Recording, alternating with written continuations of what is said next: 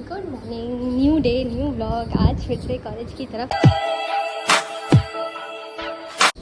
और एक बात बताऊं, पहले जब सिर्फ स्टूडेंट्स हुआ करते थे ना तो ऐसा लगता था कि वैसे मुझे कभी इतना नहीं लगता था कि कॉलेज टायरिंग है या स्कूल टायरिंग है। स्कूल इनफैक्ट मुझे कॉलेज से ज़्यादा लगता था। मुझे लगता है कि 11th-12th की पढ़ाई जो होती है, स्पेसिफिकली 11th की, वो सच्ची में बहुत मुश्किल होती है। आई मीन मुझे पता है कि वो फिज़िक्स के कॉन्सेप्ट्स और ये सब मैंने कैसे समझे और वो मैथ्स के कॉन्सेप्ट्स, बट ठीक है। एनीवे केमिस्ट्री मुझे अच्छी लगती थी। फिर मतलब ठीक लगता था, बाकी सब भी ठीक ही लगता था। कंप्यूटर साइंस मुझे बहुत अच्छा लगता था और बहुत ईजी था। मतलब हमारी C++ थी तो हम C++ सीखते थे, करते थे। प्रॉबेबली बिकॉज जो मेरे कंप्यूटर साइंस की फैकल्टी थी, ma'am Nigma ma'am, she was amazing और उन्होंने इतना अच्छा पढ़ाया। बट कहाँ स्कूल पे चले गए। मैं जो पॉइंट रखना चाह रही थी वो बस ये था कि जब हम स्टूडेंट होते हैं ना तो ऐसा लगता है कि शायद ये बड़ा मुश्किल है। बट जैसे हम लोग काम करते हैं ना, मंडे टू फ्राइडे और सैटरडे संडे कॉलेज आते हैं, तो ऐसा लगता है यार ये क्या है, कोई बात नहीं, पढ़ना ही तो है बैठ के, और कुछ ज़्यादा थोड़ा ना करना है। सामने कोई और पढ़ा रहा है, आपको पढ़ना है, क्या ही फ़र्क पड़ता है। तो कंपैरेटिव नज़र से अगर मैं देखूँ ना, रिलेटिवली देखूँ अगर मैं इस चीज़ को, तो मुझे ये चीज़ में आसान लगती है। मज़ा आता है कि कोई बात नहीं, मुझे क्या करना है, मेरे को तो बस आराम से अपने पिछले नोट्स पढ़ के जाने हैं, थोड़े बहुत नोट्स बनाने हैं और बाकी तो ठीक है। और जब कोर्ट जाना होता है, ड्राफ्टिंग करनी है, you have to be well prepared. आपको देखना है अगर 3 मैटर है तो 3 मैटर के डेटा आपको अपने दिमाग में फिक्स करना है। आपके पास केस नोट्स, केस ब्रीफ होना चाहिए, आपके पास जजमेंट्स होनी चाहिए। यू नेवर नो कि क्लाइंट की आपसे क्या एक्सपेक्टेशन बढ़ जाए, यू नेवर नो कि कोर्ट की आपसे क्या एक्सपेक्टेशन बढ़ जाए। फिर और भी बहुत सारी चीज़ें होती हैं। आई मीन हर इंसान कोई भी एक काम तो करता है नहीं, मल्टीटास्कर्स तो हम एडवोकेट्स हैं, तो मल्टीटास्किंग तो हमें करनी होती है। तो अच्छी लगती है लाइफ कंपैरेटिवली। अभी क्लासेस स्टार्ट होने वाली है।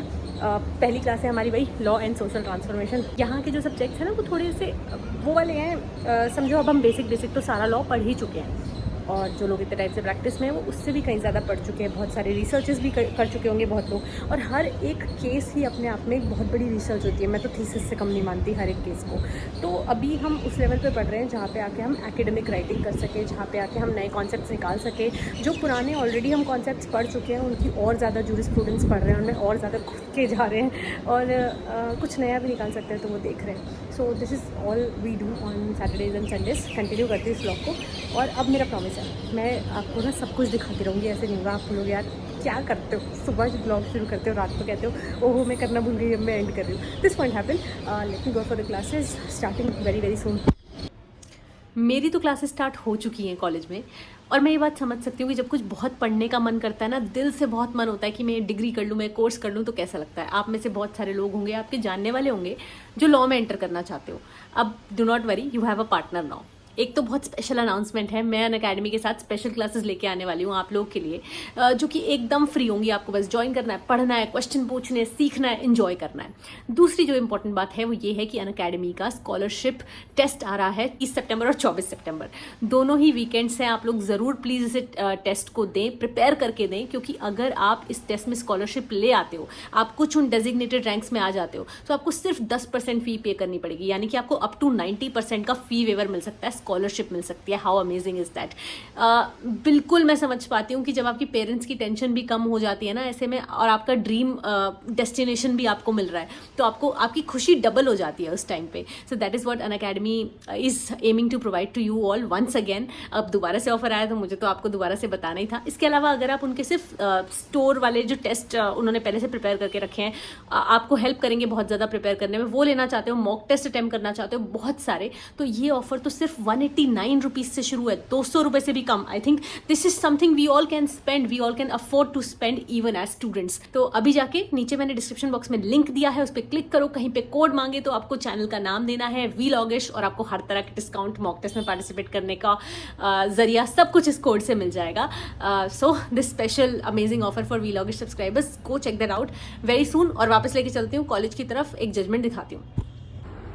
जब तक क्लास नहीं स्टार्ट हो रही थी मैंने सोचा जजमेंट पढ़नी स्टार्ट करती हूँ, और कुछ अलग ही चीज़ें निकल के आई। इस केस में हस्बैंड ने क्लेम किया था कि मेरी वाइफ मुझ पे क्रूएल्टी करती है और मुझे उससे डिवोर्स दे रहा हो। कोर्ट ने पूछा क्या क्रूएल्टी है, तो हस्बैंड ने बोला कि ये ना अपनी मम्मी से बात करती है पूरा दिन, अपने मतलब मेरे फैमिली मेम्बर्स के साथ ज़्यादा घुलने मिलने की जगह वहीं पूरा टाइम ये इन्वॉल्व है। सो ऐसे केसेस फैमिली कोर्ट्स के सामने बहुत आते हैं, कोई शॉकिंग बात नहीं है, बट मुझे लगा आप लोग से एक बार शेयर कर देती हूँ। एनीवे मेरी क्लास शुरू हो गई थी, छोड़ो ये सब बातें। फर्स्ट क्लास का फर्स्ट ब्रेक है, और ये मिला हमें 1.5 आवर्स बाद। I think I utilise this break to eat some fruit. और हम आज भी सोशल चेंज, सोशल ट्रांसफॉर्मेशन यही पढ़े जा रहे हैं। जितने लंबे लेक्चर्स लगते हैं उतने ही छोटे ब्रेक लगते हैं। ब्रेक कब खत्म हो गया पता नहीं चला। फ्रूट टाइम तब तो नहीं हो पाया, बट लंच टाइम में मैंने पहले फ्रूट खा लिया। So my fruit of the day was apple. Mostly apple ही होता है, कट फ्रूट्स नहीं खाती हूँ मैं, क्योंकि कट फ्रूट्स ज़्यादा देर के कटे हुए नुकसान देते हैं। आप लोग भी नहीं खाया करो। ब्रेक टाइम में I thought will go to the canteen जाते जाते ही आराम से वॉक हो जाती है, तो एप्पल खा के I just have one roti in the day and I met my friend. आगे फोटो मेरा ही बैल ले ले, बढ़िया फोटो आ रही है। वीडियो आई। जो भी हो, यूनिवर्सिटी इज़ ब्यूटीफुल। मतलब पढ़ने का एकदम मज़ा आ जाता है यहाँ पे। मैं तो सोच रही हूँ आप लोगों के लिए कुछ वीडियोस भी यहीं शूट करूँगी। 27 को आया था ईशा, मैं क्या करूँ।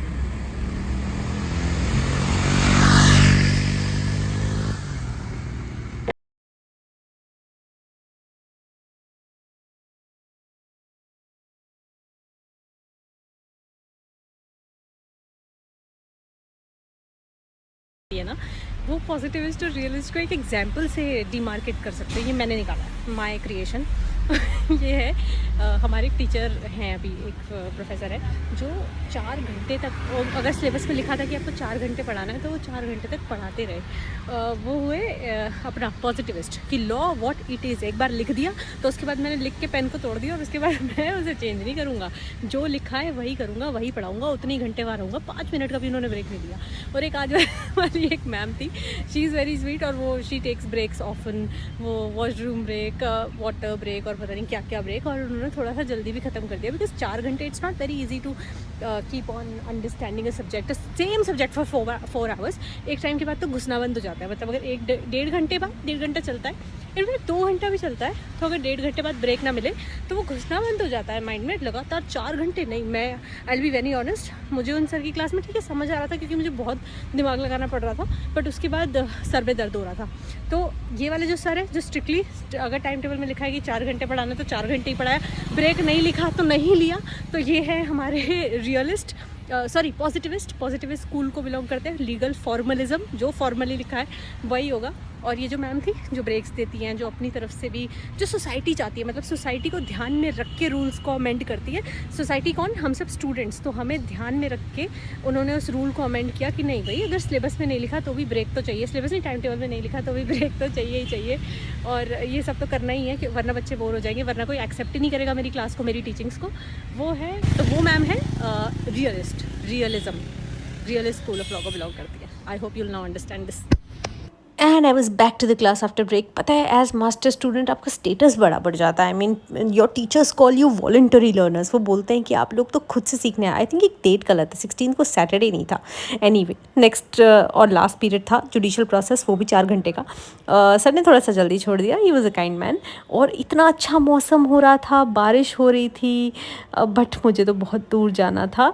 रास्ते में the shop in Rohini crossed by, so मैंने सोचा कि जलेबियाँ ले लेते हैं। मम्मी को फ़ोन किया, जलेबी खाओगे? मम्मी तो मना ही नहीं करती कभी जलेबी खाने के लिए, तो मैंने जलेबी पैक करा ली थोड़ी सी and cut to the night. तो मैं घर आ गई थी अराउंड 7:30, और आज दिल्ली में बारिश हुई है, जैसे कि आप थोड़ा थोड़ा देख भी रहोगे। और यहाँ पे बारिश होने का मतलब होता है कि हर जगह बहुत जाम होने वाला है, and that is what happened. तो अभी ये शूज़ देख रहे हो ना आप? हाँ, तो मेरे पैरों में शूज़ देखने का मतलब है कि मैं वर्कआउट मोड में हूँ। तो मैं शूज़ पहन के वॉक इसलिए कर रही हूँ। मेरी शायद बोन्स में कुछ कमी है। अगर थोड़ी सी भी बारिश होती है, कुछ भी होता है, तो मेरे कहीं ना दर्द होने लग जाता है। जैसे कि मेरे पैरों में कि कोई एक स्पेसिफिक जगह दर्द होने लग जाएगा, या मेरे लेफ़्ट वाले नी में पेन होने लग जाएगा।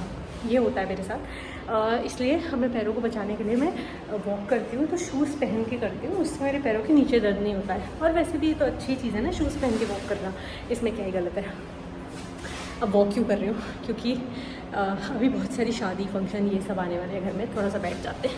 हाँ, शादी फंक्शन सब आने वाले हैं, तो उनके लिए लगना है अच्छा लगना ऐसा नहीं है कि एकदम एक स्पेसिफिक शेप में होके ही लगता है। बट मेरा थोड़ा सा ना वेट बढ़ गया है, और वो वेट थोड़ा ऐसे मेरे पेट के पास में, बेली के पास पे, और थाई एरिया में, आर्म एरिया में दिखने लगा है। तो मैं चाह रही हूँ कि जो मैंने कपड़े पहले बनवाए थे वही मुझे परफेक्टली फिट हो जाएं, और अच्छे दिखूँ मैं उसमें।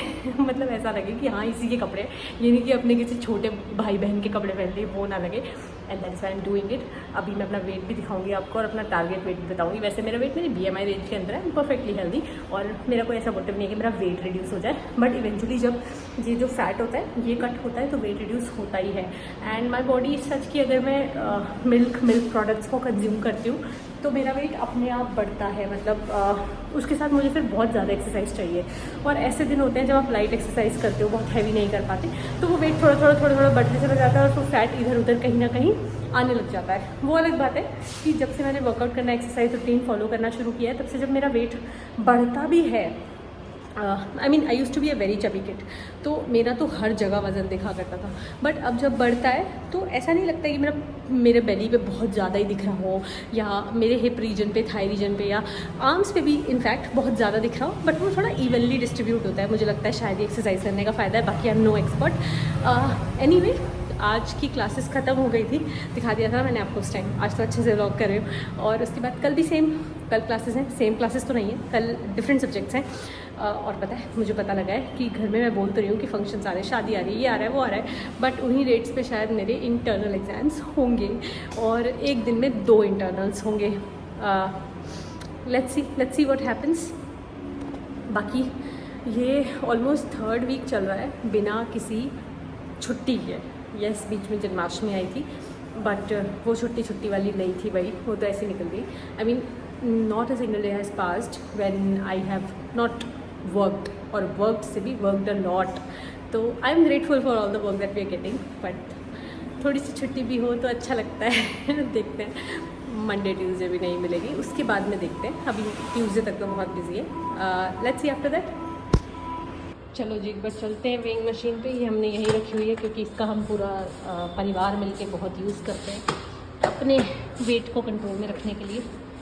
एकदम अनफिल्टर्ड है, देख लो, पहले ज़ीरो कर लेते हैं इसको, हो जाए यार। हाँ, तो देखो 0 है, अब मैं देखती हूँ अपना।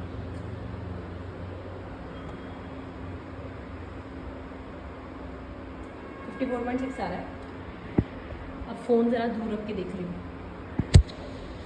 फ़ोन दूर रख के इतना फ़र्क आया, मतलब होगा iPhone 400 ग्राम का है मतलब।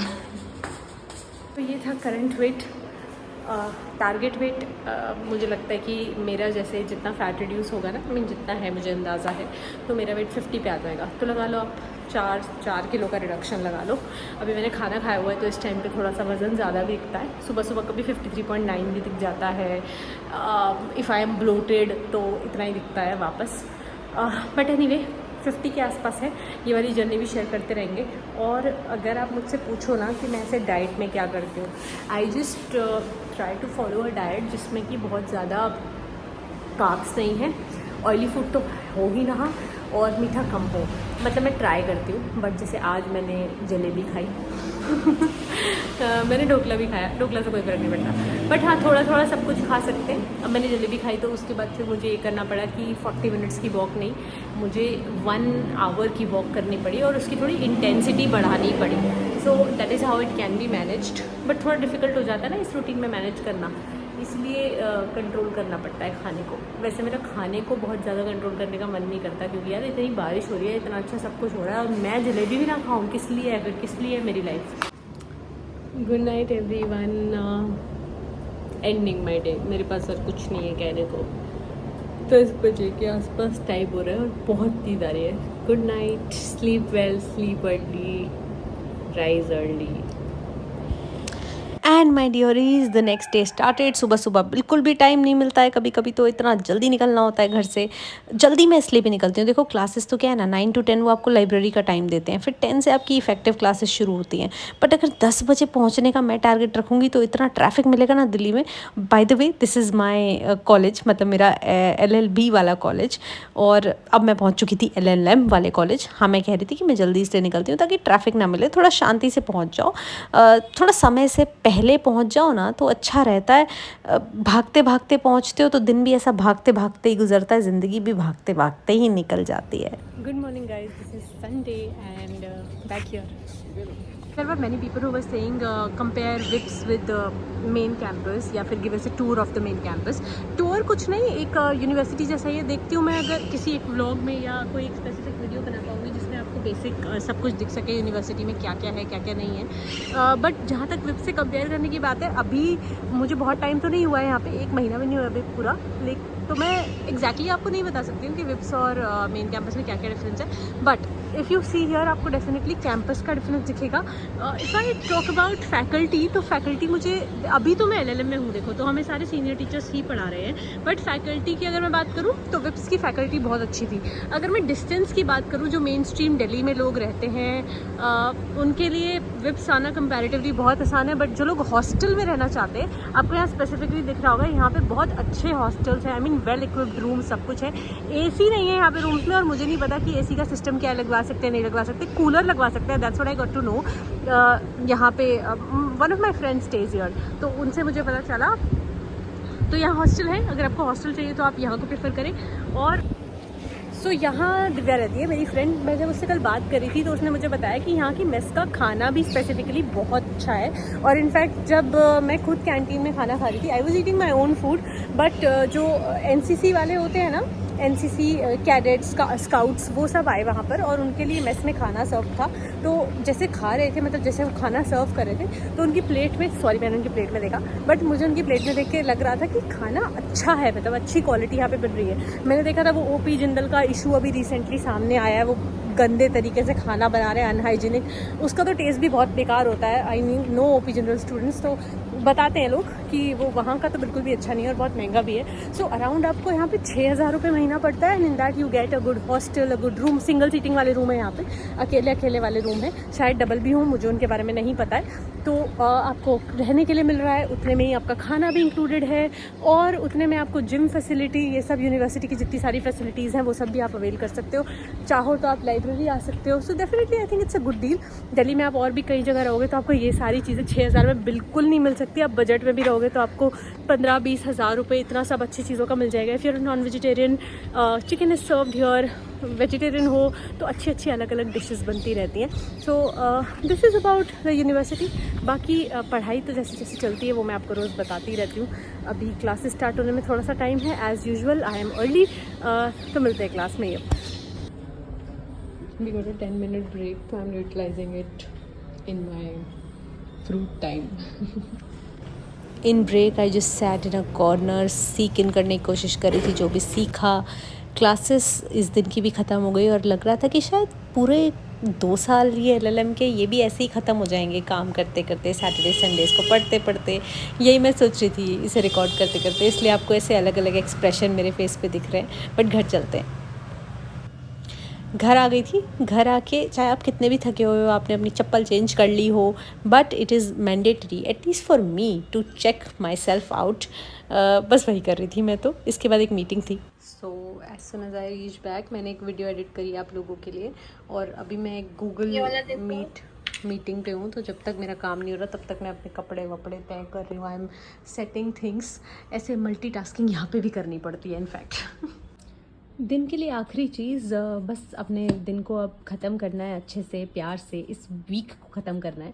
तो this is a new book that I am reading, और इसमें रिजर्वेशन की जो पॉलिसी है, कब आई, कैसे आई, बीच में क्या क्या हुआ, मंडल कमीशन, उसकी हिस्ट्री, मंडल कमीशन का आफ्टर मार्च, काफ़ी कुछ है. और अभिनव चंद्रचूड इज़ अ राइटर जो हमेशा बहुत ही अच्छे तरीके से अपनी बुक्स को लिखते हैं, डिस्क्राइब करते हैं. आपको ऐसा नहीं लगता है कि आप कुछ बहुत ज़्यादा हैवी कंटेंट कंज्यूम कर रहे हो.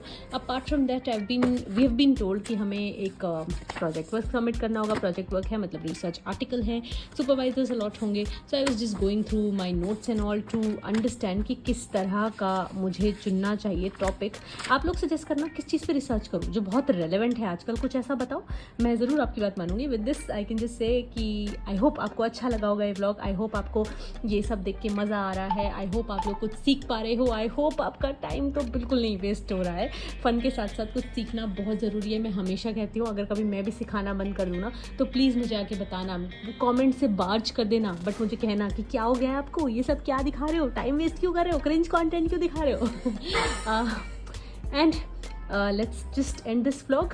I'll meet you again very soon with a new video on a new concept. Bye for now.